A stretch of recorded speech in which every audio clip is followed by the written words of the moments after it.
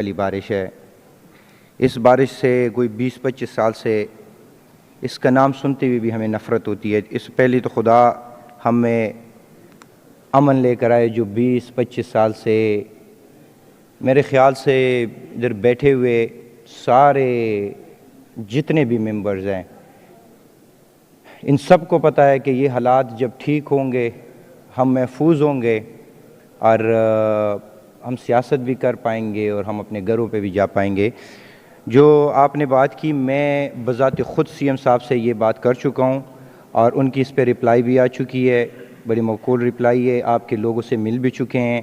انشاءاللہ 2 دن پہلے کی میں بات بتا رہا ہوں کہ انشاءاللہ گورنمنٹ اور اسپیشلی سی ایم صاحب اس چیز پہ بہت زیادہ جلدی میں ہے کہ جتنا بھی انہیں فیسیلیٹیٹ کیا جائے کر بھی رہیں، اور انشاءاللہ آپ کی بات پہنچا دی جائے گی انشاءاللہ۔ تھینک یو جی۔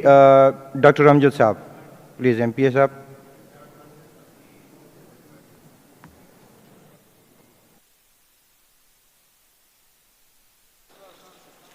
بسم اللہ الرحمن الرحیم۔ شکریہ جناب اسپیکر صاحب۔ جناب اسپیکر صاحب، سب سے پہلے تو میں یہ بتا دوں، جب بھی میں سپیچ کرتا ہوں تو پہلے تو جب میں سپیچ کرتا تھا تو کبھی نیب کے نوٹسز آتی تھی، کبھی ایف آئی اے کی، کبھی الیکشن کمیشن کی۔ پچھلی 22 کو یا 23 کو جب میں نے سپیچ کی تو سارے دوستوں نے مجھے کہا کہ ڈاکٹر صاحب اگلے دن آپ کو ایک اور نوٹس آئے گا۔ الحمدللہ نوٹس تو نہیں آیا، لیکن میرے گھر پہ گرنیٹ پھینکا گیا، تو میرے خیال میں یہ گرنیٹوں تک پہنچ چکی ہے اور شاید اس سپیچ کی بعد کوئی بم پھینک دے۔ جناب اسپیکر صاحب، میں 3-4 موضوعات پہ بات کروں گا۔ ایک، میں بحیثیت مسلمان بورڈ آف پیس پہ بات کروں گا، جو بورڈ آف پیس بنائے۔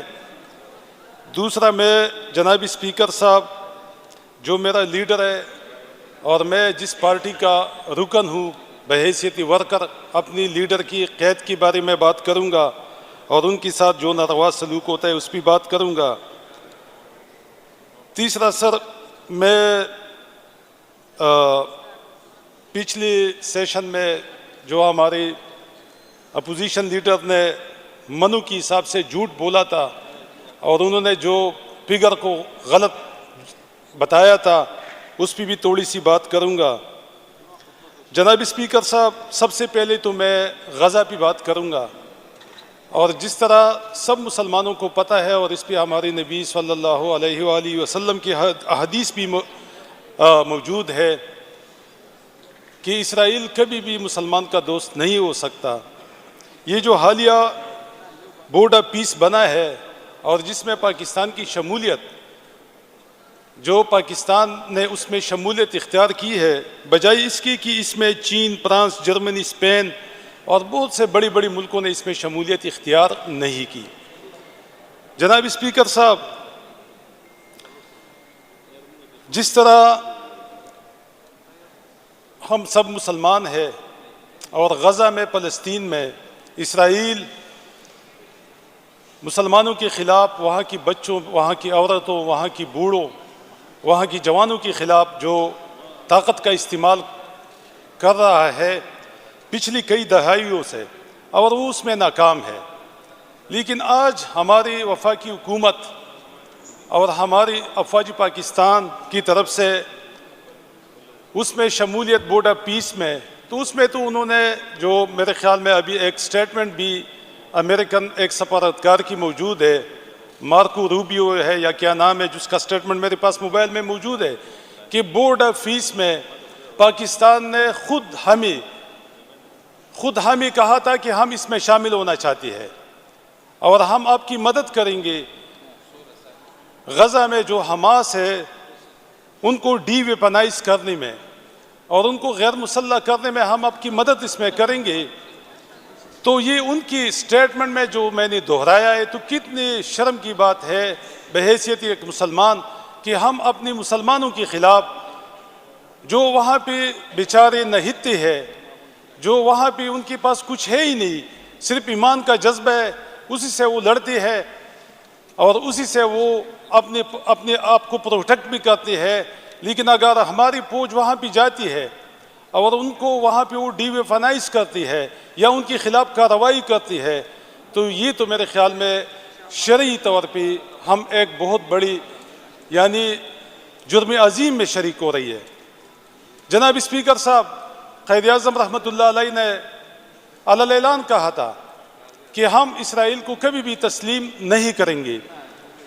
اسی طرح ہمارے قائد عمران خان نے بھی محمد علی جناح کی ارشادات کو سامنے پیش کر کے اور ان کو بیان کر کے کہا تھا کہ ہماری بانی پاکستان قائد اعظم رحمۃ اللہ علیہ نے کہا ہے تو ہم اس کے ساتھ بالکل متفق ہیں، اور ہم کبھی بھی اسرائیل کو نہ تسلیم کریں گے نہ ان کی مدد کریں گے۔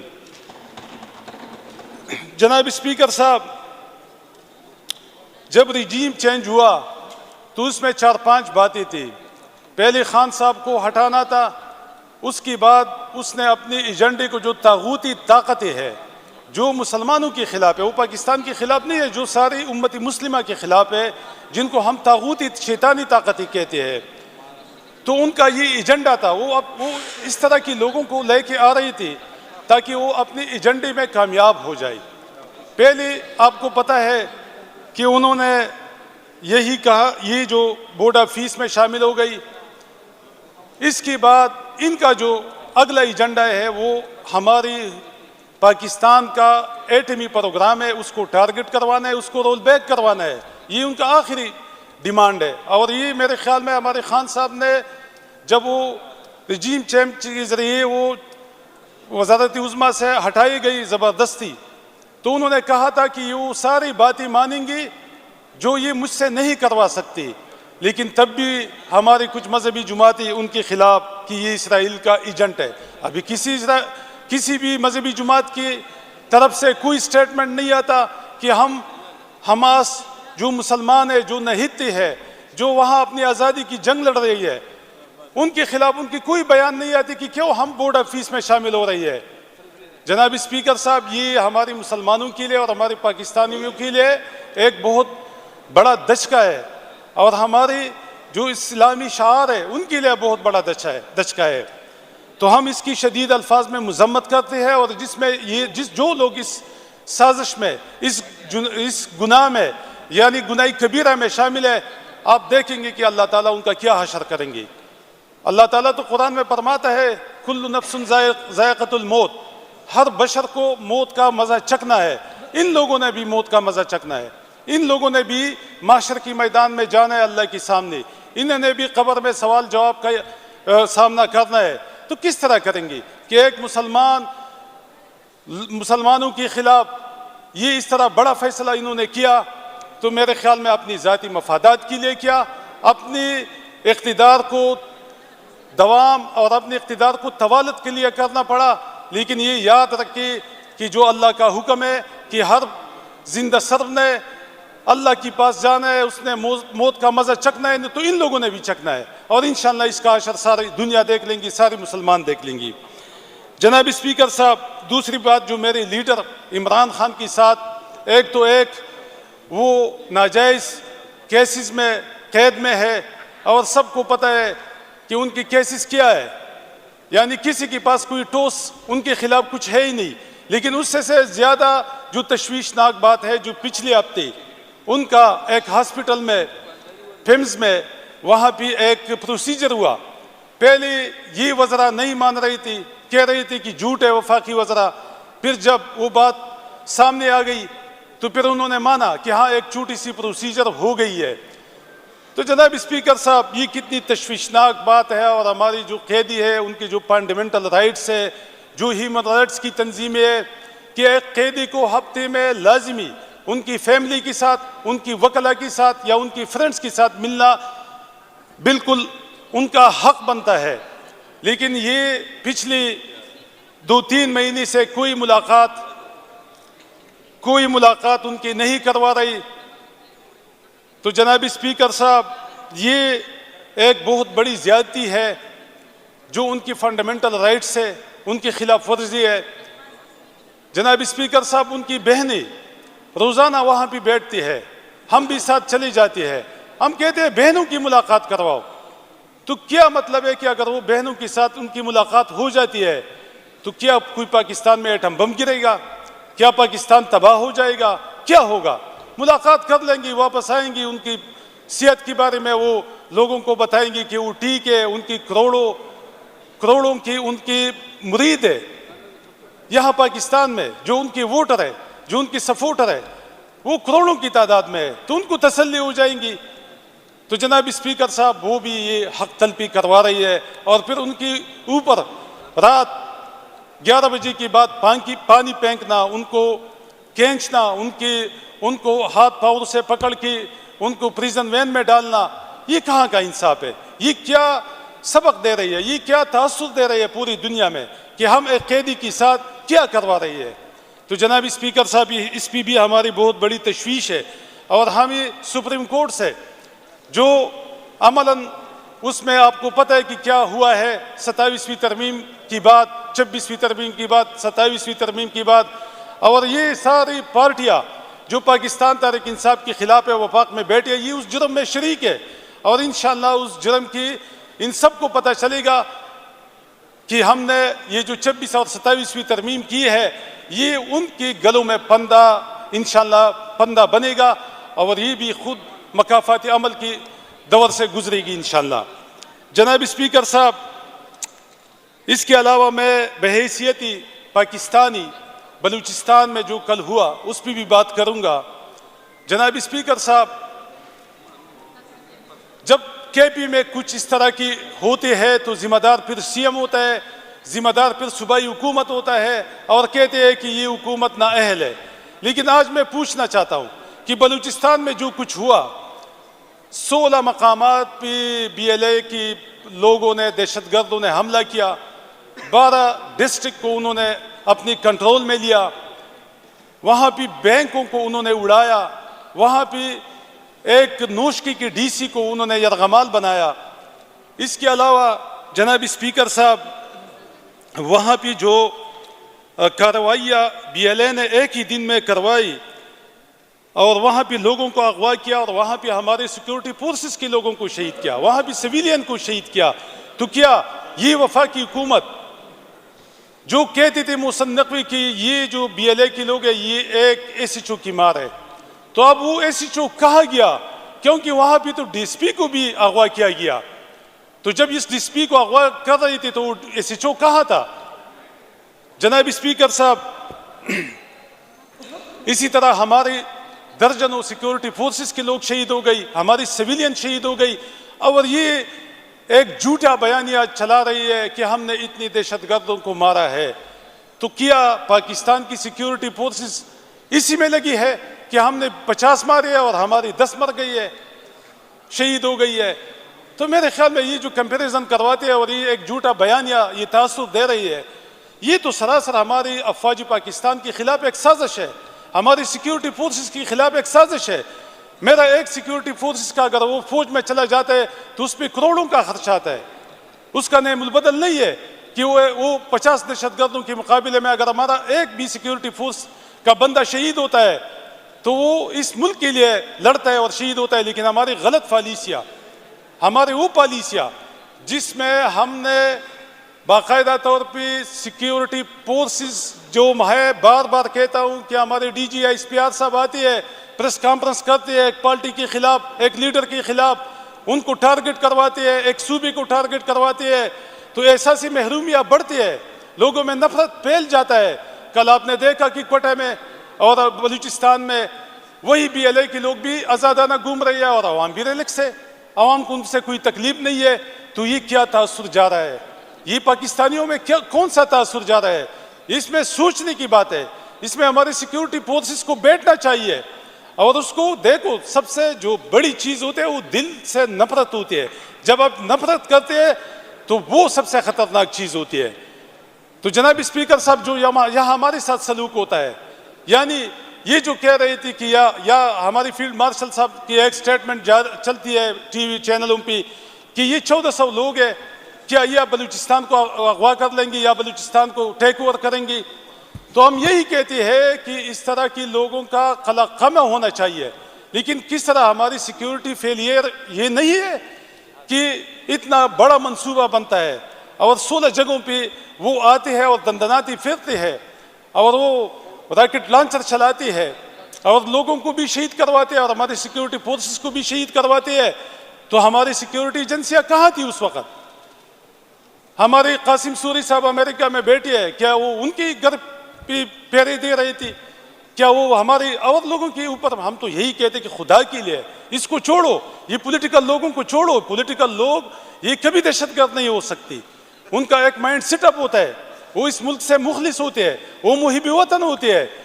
لیکن ہمارے ساتھ جو ہوا جناب اسپیکر صاحب پاکستان کی تاریخ میں نہیں ہوا. لیکن ابھی بھی ہم کہتے ہیں کہ پاکستان پوج زندہ باد, پاکستانی ادارے زندہ باد. ہم آج بھی کہتے ہیں کہ پاکستان زندہ باد. ہم نے کبھی بھی کوئی اس طرح کا نعرہ کسی بھی پولیٹیکل ورکر نے نہیں لگایا. لیکن پھر بھی ان کی پیچھے لگی ہے. اگر آپ ایک پولیٹیکل پارٹی کے پیچھے لگیں گے تو اس طرح کے اقدامات ہوں گی, اس طرح کے لوگ آئیں گے, اس طرح لوگ ٹیک اوور کریں گے, اس طرح لوگوں کی شہادتیں ہوں گی, سیکیورٹی فورسز کی شہادتیں ہوں گی.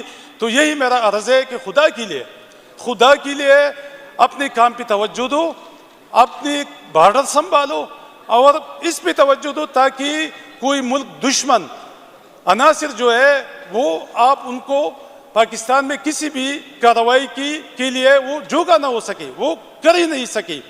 تو جناب اسپیکر صاحب, بلوچستان کا جو واقعہ ہے اس کو ہم شدید الفاظ میں مذمت کرتے ہیں, لیکن ہم یہ بھی وفاقی حکومت سے مطالبہ کرتے ہیں کہ وہاں پہ آپ جو فارم 47 پیپلز پارٹی کی حکومت ہے ان سے بھی استعفیٰ مانگو, کیونکہ وہ بھی فیل ہے.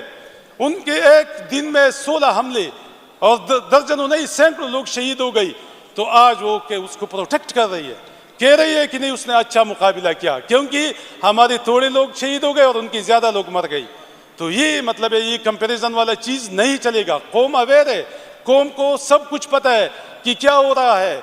تو جناب اسپیکر صاحب, یہ بالکل ناقابل برداشت ہے کہ یہاں پہ ہمارے یہ کمپیریزن کرواتے ہیں. لیکن ہم پھر بھی چاہتے ہیں کہ پاکستان, سارا پاکستان ہمارا پاکستان ہے, پاکستان کے لوگ ہمارے لوگ ہیں, ان کی ایجنسیاں ہماری ہے, فوج ہماری ہے, اور ہم انشاءاللہ مرتے دم تک پاکستان اور اس مٹی سے پیار کرتے رہیں گے, چاہے یہ ہمیں غدار کہیں, چاہے یہ ہمیں ایجنٹ کہیں, چاہے یہ ہمیں دہشت گرد کہیں, لیکن پھر بھی انشاءاللہ ان کو ہم دکھائیں گے کہ ہم محب وطن لگے. جناب اسپیکر صاحب, میں آخری پوائنٹ پہ آتا ہوں. یہاں پہ پرسوں ڈاکٹر عباد صاحب نے اتنا جھوٹ بولا, میرے خیال میں میری پوری زندگی میں نے کبھی اتنا جھوٹ نہیں سنا تھا.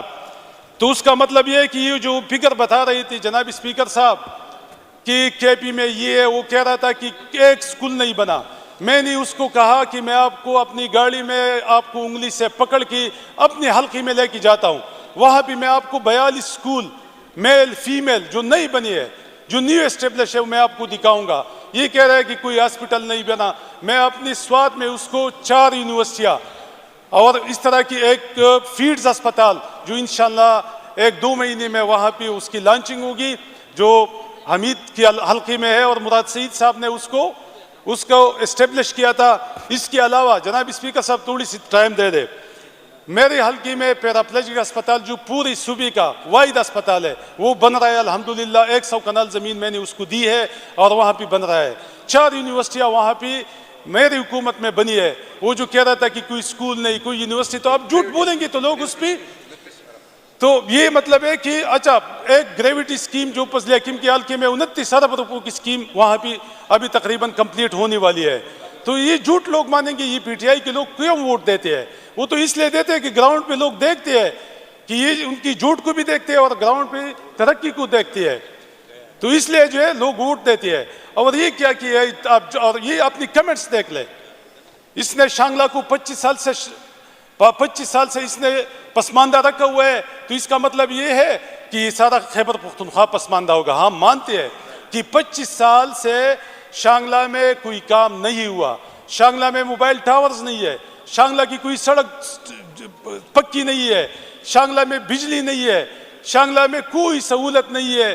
اس کی وجہ یہ لوگ ہیں کیونکہ پچھلی 25 سال سے یہ وہاں سے منتخب ہوتی ہے اور ان کی حکومت ہوتی ہے, اور ان کا حال ہی یہی ہے کہ یہ شنگلہ میں رہتے بھی نہیں ہے، یہ سوات میں اختر خان کی حلقہ سنگوٹے میں رہتے ہیں، کیونکہ وہاں بھی سہولیات نہیں ہے، وہاں بھی بجلی نہیں ہے، وہاں بھی موبائل ٹاور نہیں ہے، وہاں بھی سڑک ٹوٹ پھوٹ کا شکار ہے، وہاں بھی سکول نہیں ہے، وہاں بھی یونیورسٹی نہیں ہے، تو اس کی ذمہ دار کیا کے پی حکومت ہو گئی؟